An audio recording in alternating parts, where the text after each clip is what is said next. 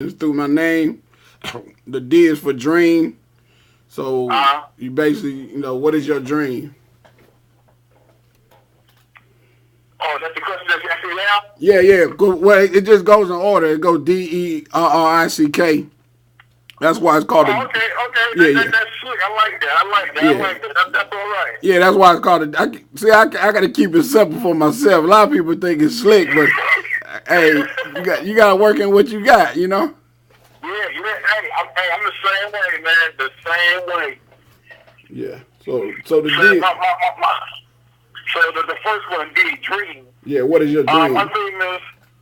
dream is one, um, to let everybody know my experience as being a homeless veteran myself of last year. Now I'm showing them now through my website that you can pick up the pieces, but you have to do your homework in order to receive your benefits from the VA. Because once you leave the military and the VA, they're two different entities.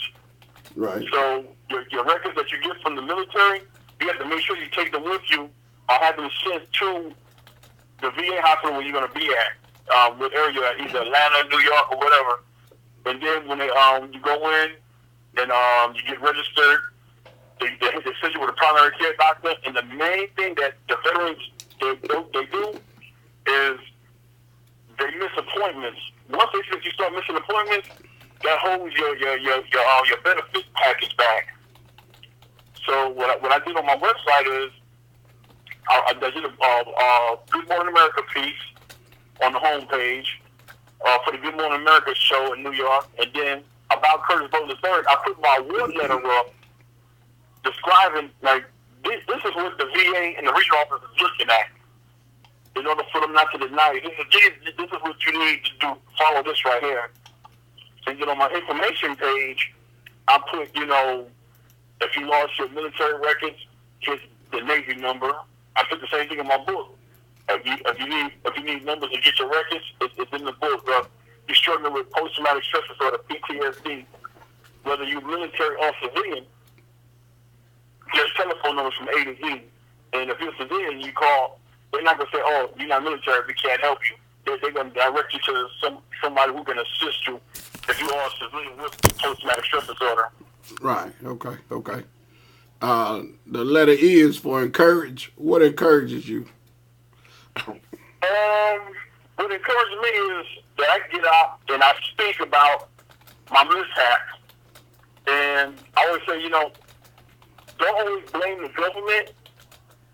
You gotta help yourself out also. I always tell people, I might give a helping hand up, not a handout, a hand up. Right. Because when there was the veterans, we don't like to read. We want things handed to us because things been handed to us in the military. But in the real life, you have to read in order to get your benefits. Now, if you don't want to read the stuff to get your benefits, then you tell your spouse or your loved one or your kids, hey, look, I have benefits coming to me, but I don't want to do the homework. I want somebody to do it for me. And they're probably going to look at you sideways like, are you serious? There's help out here. We got you. And you need a good team, a good home front, so people, can understand you or learn to understand you. That's why I wrote the book. So that, our civilian counterparts don't look down at us like, oh, they're a loafer or they're a drifter or they just, Right. they just don't want to do anything. They just want to collect their benefits. Right. But it's not all about that. Because if you put yourself in our shoes and look at going down into somebody else's home, kicking indoors, getting shot at every day, seeing your buddies or other people get blown up in front of you real life, not movies, it plays a toll on you.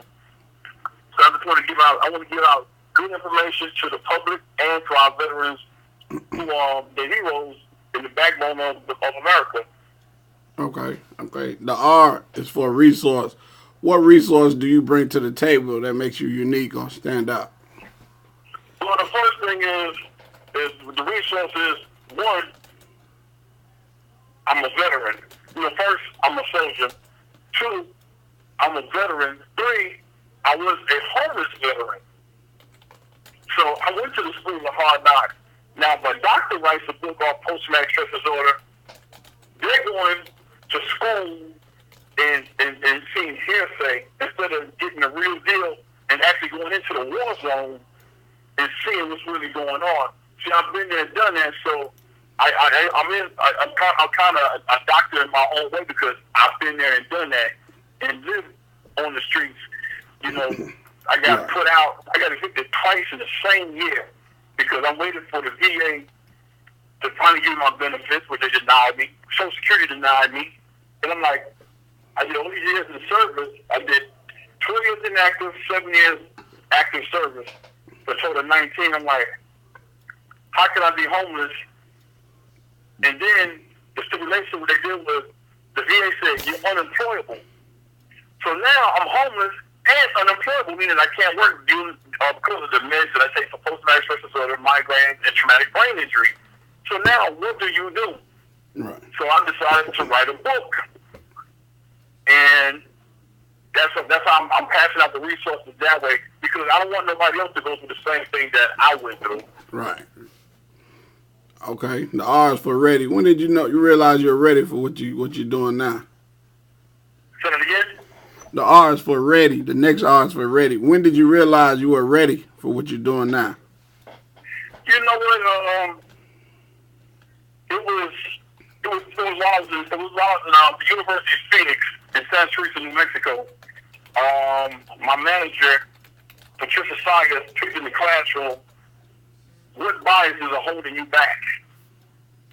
Now, this is how funny God is. I had already had 6 chapters of my book already and didn't even know it. And then when I got home, God said, look, in order for you to write this book, not homework assignment, in order for you to write this book, you have to forgive people who you hurt and who have hurt you in order for this to happen. I said, okay.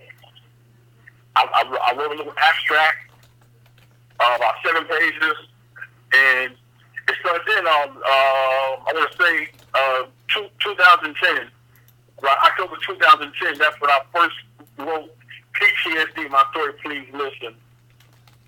It was a homework assignment that now the book went viral now. Okay, that's big. That's big. The eyes for individual. If you can name one individual that we should learn more about, who would that be and why? Individual, I would say my military family. Because it's you know, no pun intended, there's no I in team. Right. If we were for the military, now I'd probably be dead, jail, you know, on drugs. I don't know, because I grew up in Brooklyn, East New York. And you from where? Hold on. Oh, stop that. You from where? I'm from East New York, Brooklyn. Coastal Avenue. Man, my wife is from East Brooklyn, man. Yeah, I went to South Jefferson High School. I went to school with Rick Bolt, Fat Boy. What's the name of the school? I'm gonna tell him. What's it called? Thomas Jefferson High School. Okay, I'm on with my wife. Avenue. What's the avenue? Pennsylvania. Okay. All right. Right down the street from Maxwell All Girls School back there. Y'all might be related.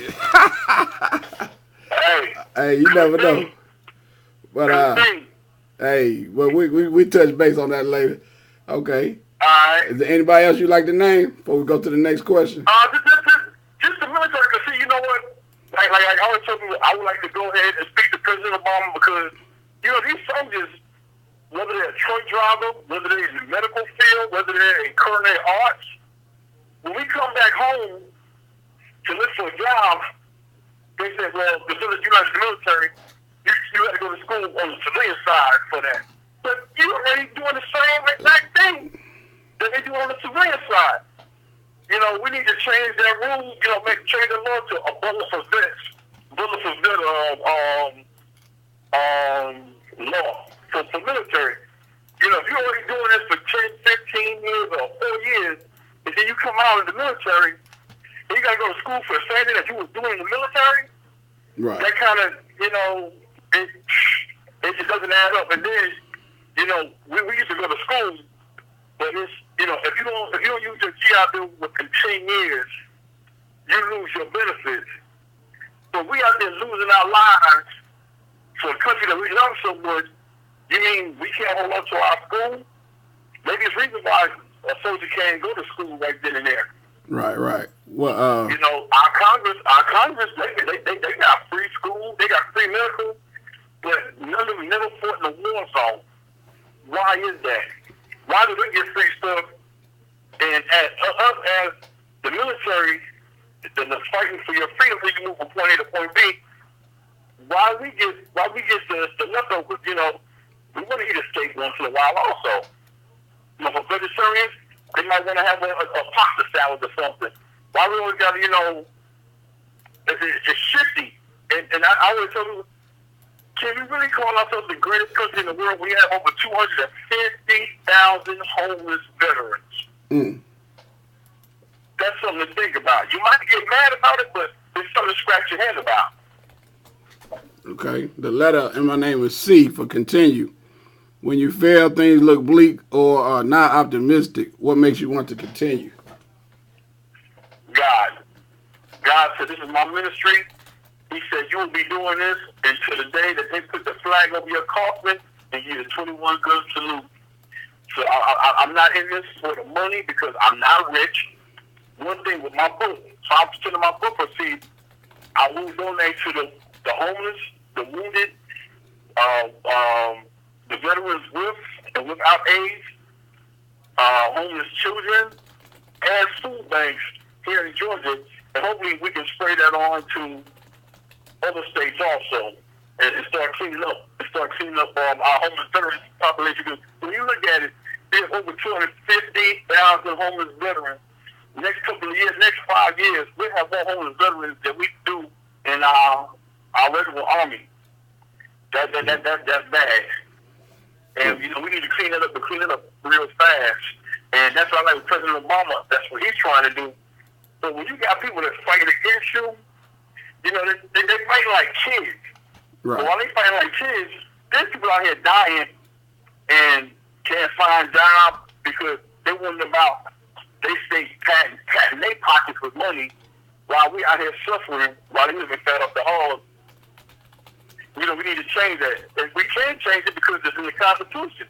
We could have been put the government out and changed the government, but are we going to do that?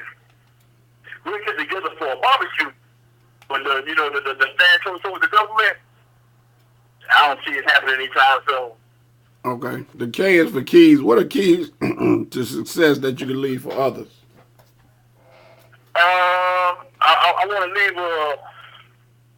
I want to leave a success story so that my kids can tell their kids and say, hey, look, they laughed at my dad when he wrote PTSD, my story, please listen. But now, you know, his book, and when he goes down and speak, he's not just helping military, he's helping civilian counterparts also. My book now, if you go to the VA hospital in Decatur, Georgia, my book is in the library.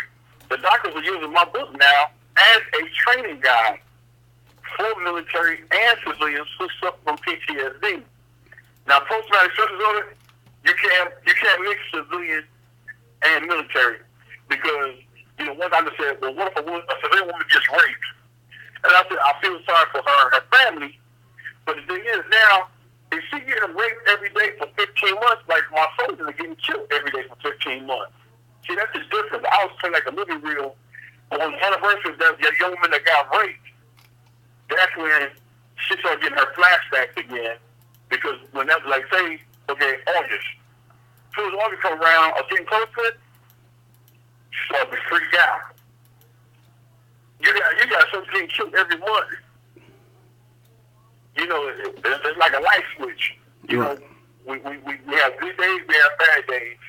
And that's what I want the civilians to know that, hey, we're not dangerous. We want to help. We want to work side by side with you guys. But don't treat us like, you know, we third world country citizens. Because that's not cool. And don't say you understand us with PTSD, and you really don't, because we can pick out who's trying to BS us. And that can become a bad situation, because now we done closed ourselves off. Now we don't want to mess with you no more. we don't even want to be by you because now you're part of that trigger, which triggers the post-traumatic stress disorder. Okay. Is there last question? Is there anything else that we did not touch on that you'd like to inspire others with? One thing I would love for everybody to please go check out my website. Whether you like the book or not, I know you know somebody who's a civilian or military personnel who has post-traumatic stress disorder, traumatic brain injury, which now you can receive the Purple Heart from if you have post-traumatic stress disorder. That just came into effect July 2010 from President Obama. He has a copy of my book. I would love for my book to get into all the schools, the universities, the military. Because why would you hire something that can help you out? But, it doesn't make any sense. The president can have my book, and you tell me you can't have my book because it's politically incorrect. Well, the president's not going around saying that, I love Mr. Butler's book. So when you look at July 2010, and the only time until he made this president speech again for the second time, now probably the second time, read my book and then check out what he says about the veterans each time he speaks. All he's doing is paraphrasing some of the stuff, or his writer paraphrasing some of the stuff that I have in my book that they use in his speech. Everything that I asked for the president to do, the bill has been passed July 2010. So whether he read the book or not, somebody at the White House read the book, I made history whether people like what I wrote in my book or not. And if I can help out one person, I'm okay.